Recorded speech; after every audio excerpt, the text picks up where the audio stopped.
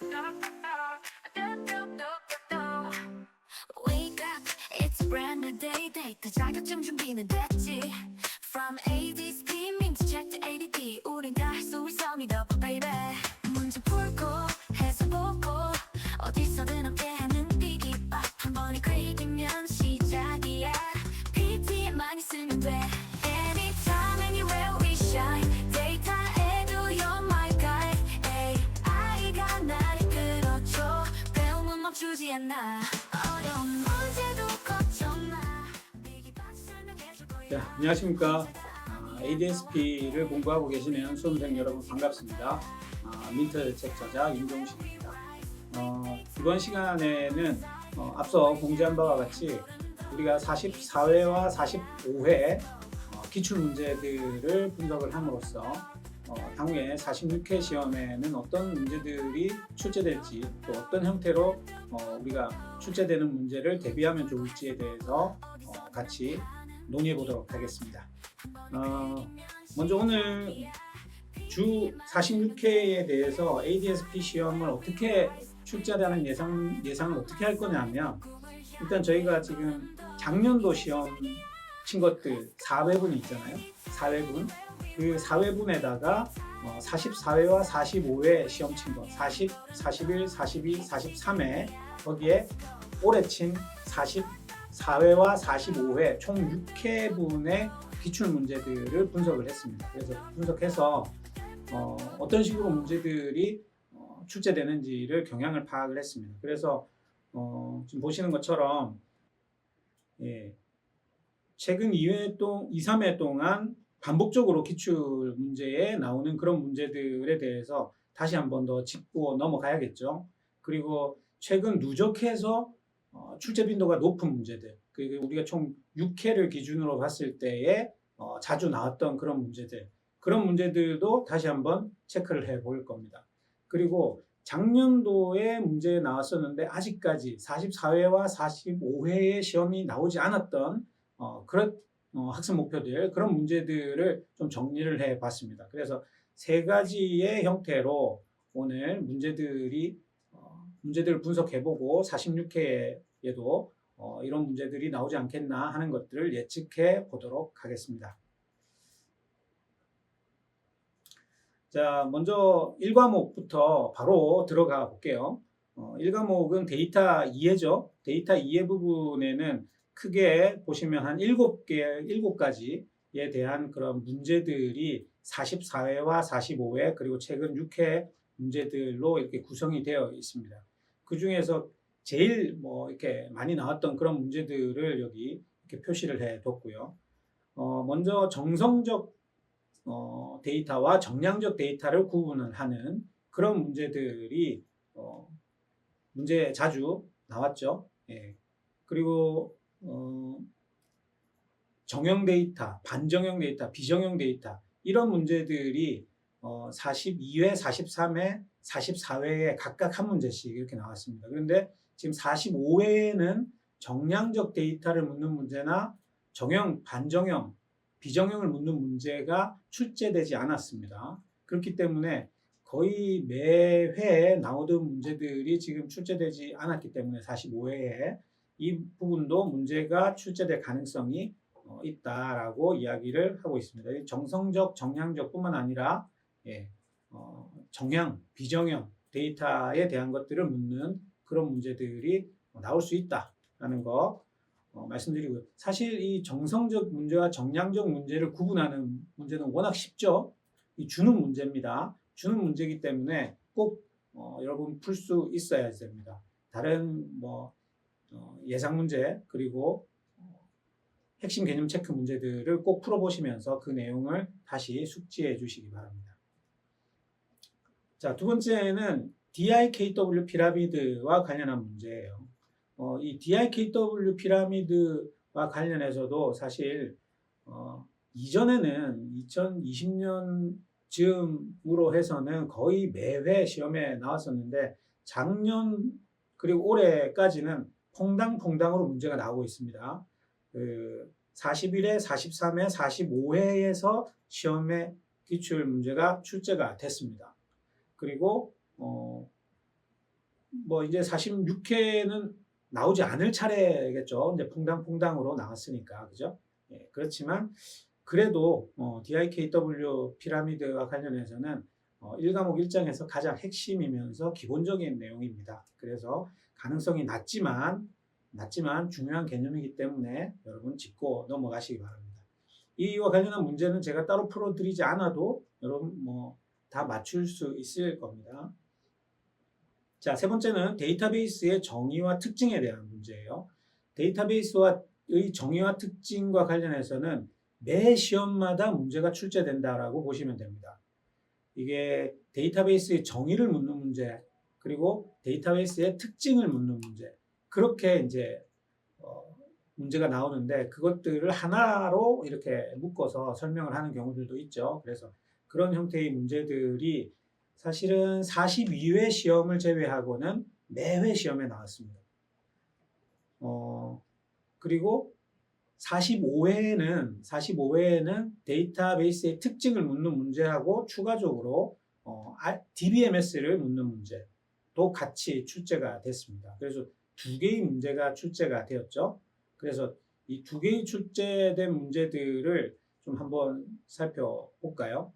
지금 45회의 문제, 기출문제들을 좀 볼게요. 저는 지금 그 데이터이드 PT의 끝장 패키지를 통해서 여러분하고 같이 보고 있고요. 몇 번 문제, 3번 문제일 겁니다. 3번 문제. 3번 문제 데이터베이스의 특징을 묻는 문제가 45회 기출문제 이렇게 나왔습니다. 보시면 데이터베이스의 특징으로 적절하지 않은 것을 골라라 라고 해서 1번 데이터베이스의 특징에는 기계 가독성, 검색 가능성, 원격 조작성이 포함된다. 2번 데이터베이스는 새로운 데이터를 쉽게 추가, 갱신, 삭제할 수 있다. 3번 데이터베이스는 네트워크를 통해서 원격으로 접근할 수 있다. 4번 데이터베이스는 사용자 모두가 동일한 목적으로 데이터를 활용할 수 있도록 설계된다. 정답은 무엇일까요? 예, 지금 실시간으로 라이브로 지금 방송을 제가 하고 있기 때문에 중간중간에 제가 한 번씩 이렇게 물어볼 예정입니다. 그러니까 서로 뭐 소통을 하면서 그렇게 라이브를 진행을 하면 좋을 것 같고요. 자, 정답은 4번이죠. 예, 4번입니다. 4번의 데이터베이스의 특징에 대해서 이렇게 묻는 문제인데 4번의 경우 무엇이 틀렸냐 하면 사실 데이터베이스는 다양한 사람들이 각자의 목적을 가지고 활용할 수 있도록 데이터를 운영하는 것이 데이터베이스의 목적이에요. 근데 보기에는 지금 모두가 동일한 목적을 가지고 데이터베이스를 활용을 한다라고 되어 있기 때문에 이 부분이 잘못된 부분이 되겠죠. 예, 그래서 이런 형태의 문제들이 나왔고요. 이와 비슷한 문제들은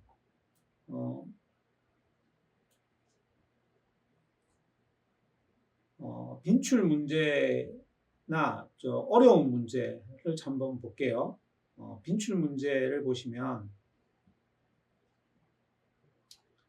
예, 빈출 문제 1번 문제가 나오죠. 1번 문제도 데이터베이스의 특징에 대한 설명으로 가장 적절하지 않은 것, 보통 이렇게 아닌 것을 묻는 문제가 나옵니다.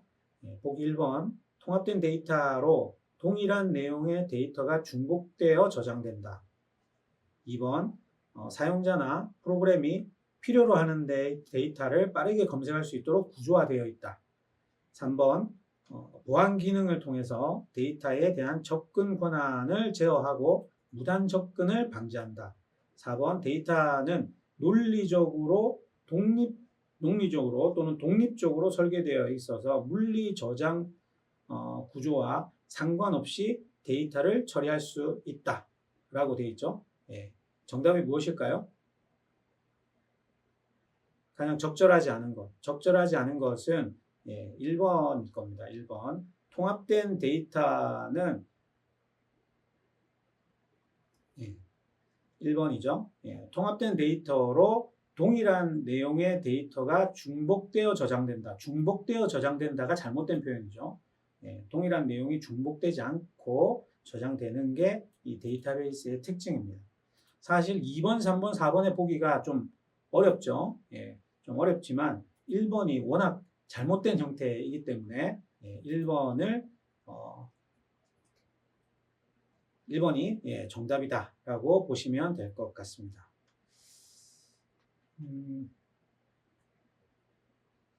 4번으로 뭐 이렇게 이야기하시는 분도 있죠. 말도 안 되는 님, 뭐 4번이라고 말씀하셨는데 우리가 1번은 데이터베이스의 특징이 가장 핵심적으로 문제에 나오는 4가지 특징이 있잖아요.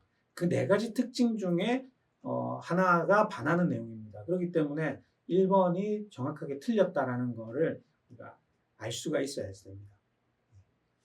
그래서 데이터베이스 특징과 관련한 문제, 뭐 이런 문제들이 자주 출제가 됐던 부분들이고요.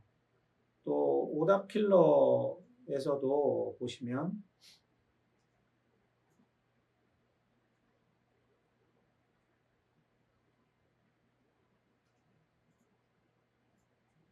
5번 문제가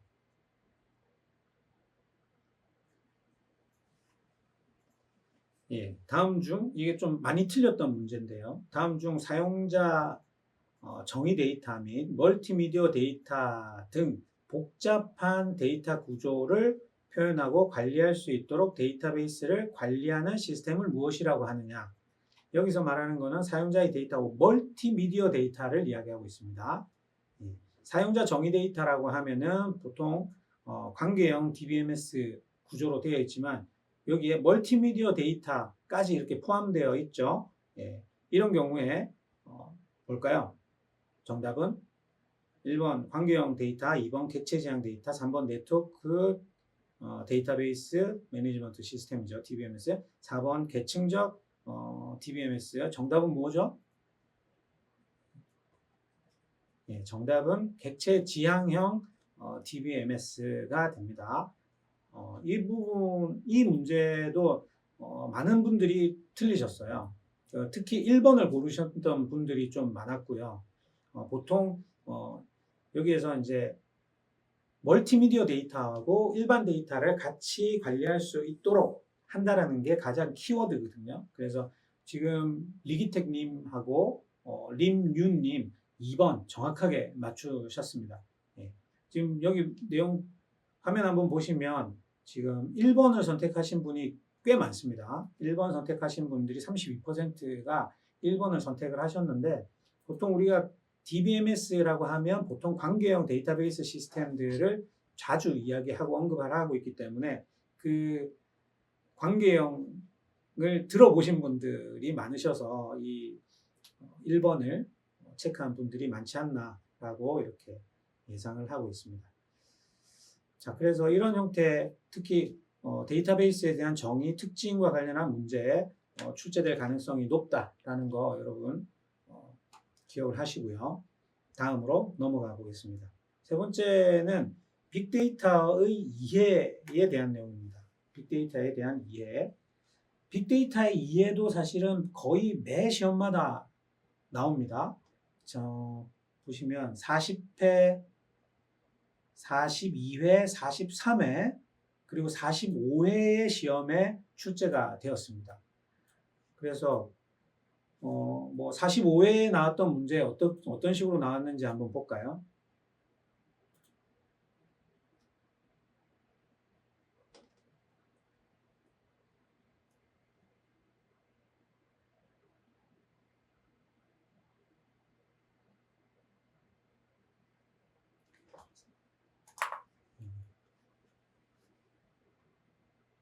(45회의) 2번 문제가 이 빅데이터에 대한 이해를 묻는 문제였죠. 빅데이터에 대한 설명으로 가장 적절하지 않은 것은 무엇인가? 라고 되어 있고요. 1번 빅데이터는 개인 맞춤형 서비스는 불가능하다.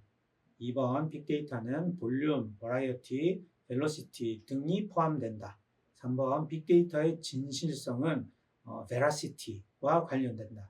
4번 빅데이터는 다양한 출처에서 생성되며 구조화되지 않은 데이터도 포함된다. 정답은 몇 번이죠? 정답은 1번입니다. 그렇죠? 예.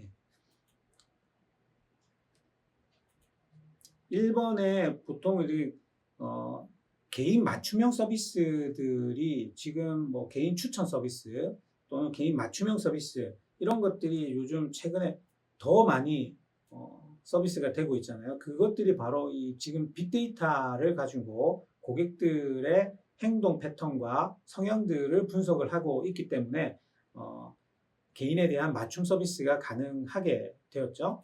그래서 빅데이터의 기능으로 개인 맞춤형 서비스가 불가능하다라고 한 것들이 잘못된 내용입니다.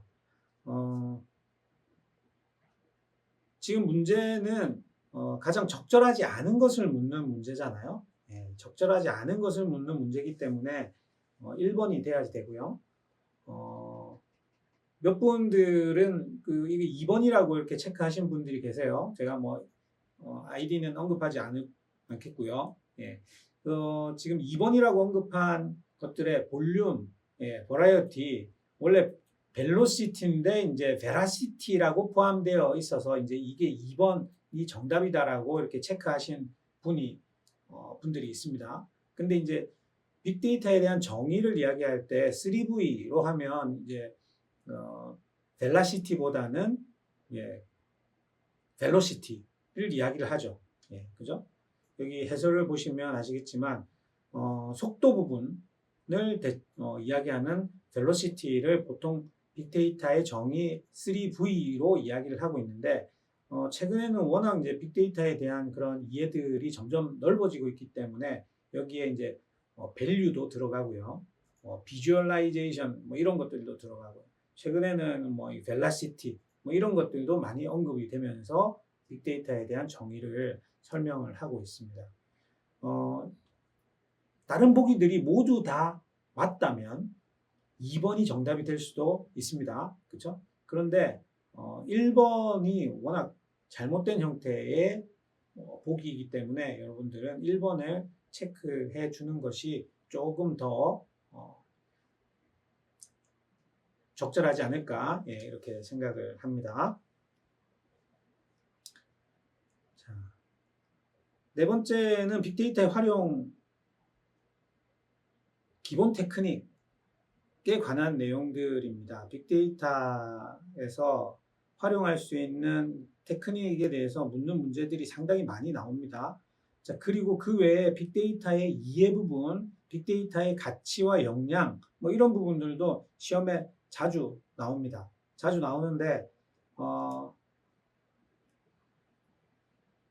올해 같은 경우에는 이 중에서 빅데이터의 최종 목적을 묻는 문제 45회에서 묻는 문제가 나왔고요. 빅데이터의 가치를 산정하기 어려운 이유를 묻는 문제가 44회에 나왔었습니다. 그 외에도 뭐 빅데이터의 활용 사례 이런 게 이제 이번에는 이제 45회에는 두 문제가 출제가 됐습니다. 그래서 뭐 빅데이터의 활용 사례 묻는 문제도 여러분 꼭 이해를 하고 계셔야 되지만 이미 이제 45회에 두 문제나 나왔기 때문에 아마 46회에는 나오지 않을 것으로 예상을 하고 있고요. 그에 비해서 지금 빅데이터 활용을 하는 기본 테크닉 부분은 퐁당퐁당 문제가 계속 나오고 있습니다. 퐁당퐁당. 근데 40회에 나왔고요. 그 다음에 42회에 나왔고 44회에 나왔고요. 45회에도 또 나왔습니다. 그리고 44회에는 두 문제가 나왔습니다. 두 문제가. 45회도 문제가 한 문제 나왔고. 이렇게 이런 부분은 지속적으로 계속 나오는 문제들이기 때문에 여러분들이 이런 부분들도 반드시 체크를 하고 기억하셔야지 됩니다. 문제들은 많이 있습니다. 그리고 지금 활용 기본 테크닉과 관련해서는 45회 문제, 44회 문제, 뭐 44회는 두 문제나 나왔기 때문에 44회 문제를 한번 볼까요?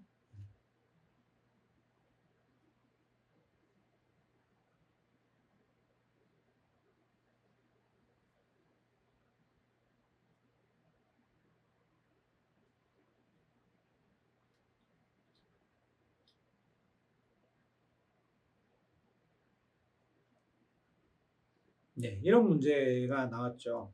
다음 중 기온 변화에 따른 판매량 변화 예측에 적합한 분석은 무엇인가? 라는 거고요. 1번 회귀 분석, 2번 연관 분석, 3번 감성 분석, 4번 군집 분석 이렇게 나왔죠. 그래서 사실은 뭐 쉬운 형태의 문제입니다. 그죠? 우리가 정답은 뭐죠? 네, 정답은 1번이죠. 정답은 1번입니다. 이게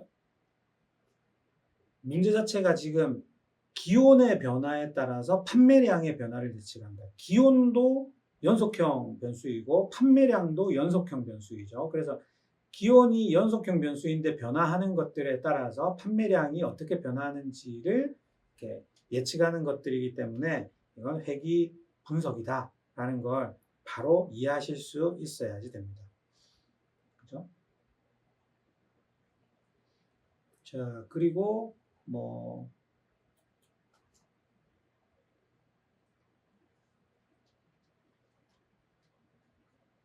또 자주 나오는 문제들, 빈출 문제들 중에서도 한번 볼까요? 빈출 문제에서 24번 문제가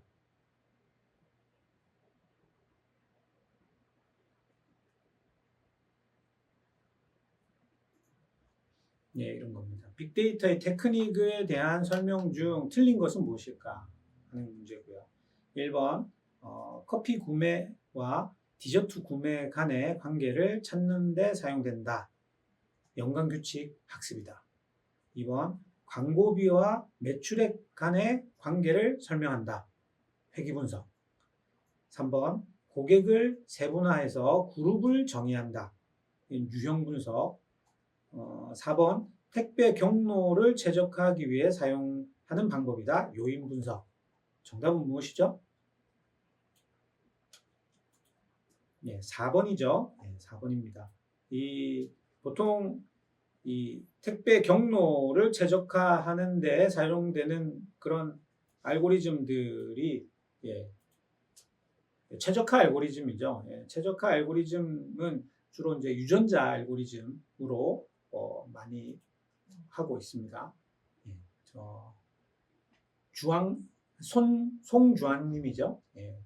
정쿵절님, 오키덕 희영님 다 4번을 다 잘 맞춰주신 것 같습니다. 이런 문제들은 이번 시험에도 이런 형태의 유형으로 꼭 나오지 않을까라고 예상을 하고 있습니다. 자, 그리고 빅데이터 시대의 위기 요인과 관련한 부분입니다. 빅데이터에 대한 위기 요인은 위기 요인과 위기 통제 방안 그 두 가지가 연결돼서 매 시험에 나온다라고 보시면 되고요. 40회를 제외하고 지금 여기 위기 요인만 했는데 위기 요인하고 통제 방안하고 방안하고 같이 보면 41회, 42회, 43회에 두 문제가 나왔고요. 44회와 45회 문제가 이렇게 출제가 되었습니다.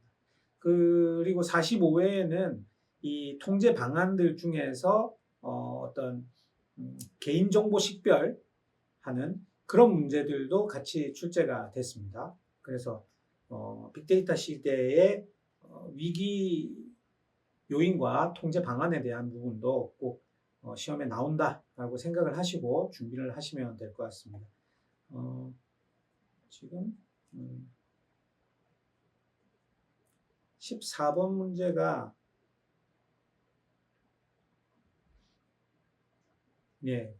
관련해서 자주 나오는 빈출 문제죠. 빅데이터는 활용 시에 다양한 위험 요소들이 존재한다. 빅데이터의 위기 요인으로 가장 거리가 먼 것은 무엇이냐? 거리가 먼 것입니다. 1번 사생활 침해, 2번 책임원칙 훼손, 3번 데이터 오용, 4번 분석 기술의 발달. 이런 문제들은 쉽게 나온 형태죠. 정답은 4번이라는 걸 여러분 아실 수 있을 겁니다. 그렇죠? 이런 문제들은 출제 경향들이 여기 출제 경향도 보시면 총 3년 15회 동안 8번이 출제가 됐습니다.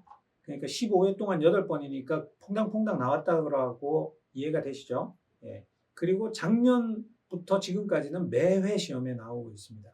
이런 형태의 유형이. 그렇기 때문에 이번 회차에도 여러분이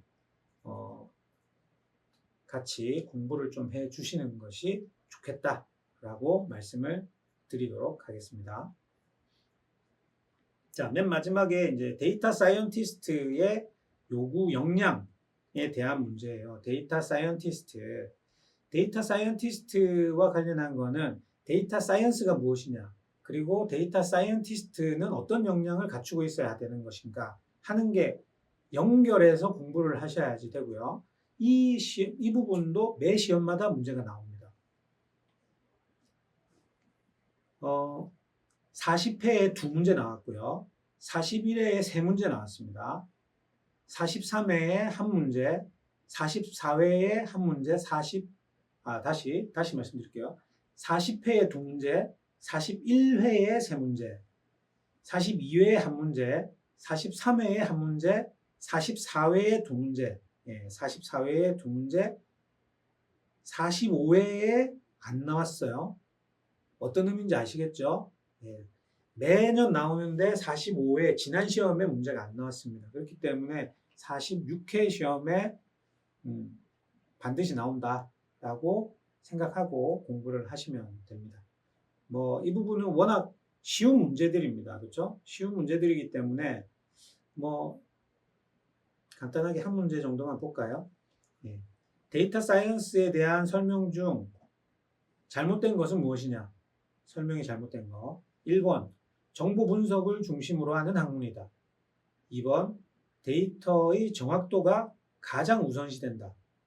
3번, 다각적 분석을 통해서 인사이트 도출을 중요하게 생각한다. 4번, 다른 사람들과의 커뮤니케이션이 중요하다. 정답은 무엇이죠? 좀 애매하죠? 아마 틀리시는 분들도 있을 것 같은데요. 혹시 뭐 정답이 좀 올라오고 있나요? 맞습니다. 2번이죠. 2번이 정답입니다. 분석의 정확도가 가장 우선시된다 하는 것, 이 부분은 좀 데이터 사이언스를 잘못 이해하고 있는 그런 부분일 수 있습니다. 왜냐하면 우리가 데이터 분석을 통해서 개발하는 그런 모델들은 정확도도 중요하지만 일관성 있게 이 정확도를 퍼포먼스로 낼 수 있어야지 이 좋은 모델이라고 이야기를 합니다. 그래서 특히 이제 빅데이터 모델들 중에서는 그렇기 때문에 데이터에 대한 정확도가 우선되기보다는 일관성 있고 그런 일관성 있는 모델 이런 것들이 상당히 중요합니다. 그 외에도 사실 중요한 것들이 여러 가지가 있죠. 그렇고 자주 틀리는 문제가 있는데 자주 틀리는 문제 한번 볼게요. 오답 킬러 문제에서 13번 문제가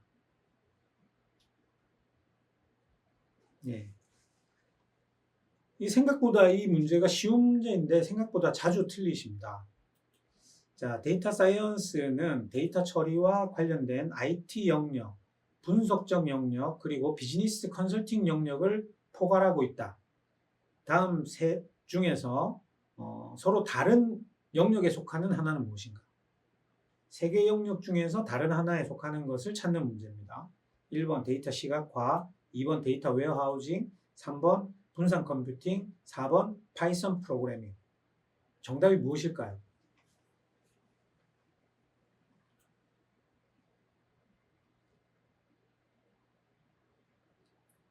정답 1번입니다. 리기택 님이 1번을 정확하게 맞춰 주셨죠. 여기에서 파이썬 프로그래밍이나 뭐 분산 컴퓨팅 이런 거를 체크하시는 분도 많이 있습니다. 여기 보시면 1번이 이제 49%인데 지금 4번에 파이썬 프로그램을 체크하신 분들이 33%나 있습니다. 이 문제가. 그래서 보시면 이게 이제 프로그래밍과 관련한 거는 IT 영역에 해당이 됩니다. IT 영역에 해당이 되고 데이터 웨어하우스, 분산 컴퓨팅 다 IT 영역에 해당이 되는 거고요. 지금 이야기하는 시각화는 비즈니스 영역에 해당이 됩니다. 그래서 이 부분이 이제 틀렸죠. 예. 이런 것들 잘 구분하실 수 있도록 비즈니스 컨설팅 영역이니까 그 부분 잘 구분하실 수 있었으면 좋겠습니다. 자, 전체적으로 1과목은 뭐 이 정도로 시험들이 출제가 되었습니다. 지금 매년 나오는 문제들과 최근에 나왔던 문제들 뭐 이런 것들이 전반적으로 좀 이렇게 제가 한번 설명을 드렸고요. 여기 외에 추가적으로 제가 마무리하는 단계에서 좀 더 좀 이야기들을 해 드릴 문제들이 좀 있습니다. 네. 그거는 좀 이따가 좀 다시 한번 이야기를 해 드릴게요.